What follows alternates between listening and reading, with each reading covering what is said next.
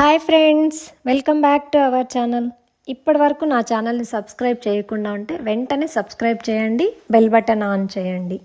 ఇదిగో నర్సరీలో ప్లాంట్స్ చూసారా ఎంత ఫ్రెష్గా ఉన్నాయో. ఇది ఎగ్జాక్ట్గా కరెక్ట్ టైం. ఈ వర్షాలప్పుడు నాటితేనే చామంతి ఫ్లవర్స్ ఇదిగో ఇంత క్రాప్ రావాలంటే ఇది కరెక్ట్ సీజన్ అనమాట. వర్షాలు పడినాయి కాబట్టి ఇప్పుడు పెట్టామంటే ఏ ఒక్క మొక్క కూడా వేస్ట్ కాకుండా చాలా బాగా గ్రోత్ ఉంటుంది అనమాట. దానికి తగ్గ కేర్ తీసుకుంటూ రావాలి. వర్షాకాలం అయితే ఎక్కువ మెయింటెనెన్స్ కూడా ఉండదన్నమాట.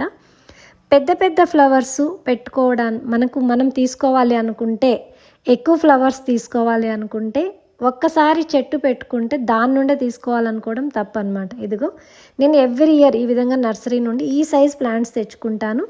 ఇన్ కేస్ ఒకవేళ కొంచెం హైట్ ఎక్కువ ఉన్నవి దొరికాయి అనుకోండి, ఈ విధంగా కట్ చేసేస్తాను. దానిపైన ఏదైతే డిప్ ఉందో దాన్ని కట్ చేసేస్తాను అనమాట.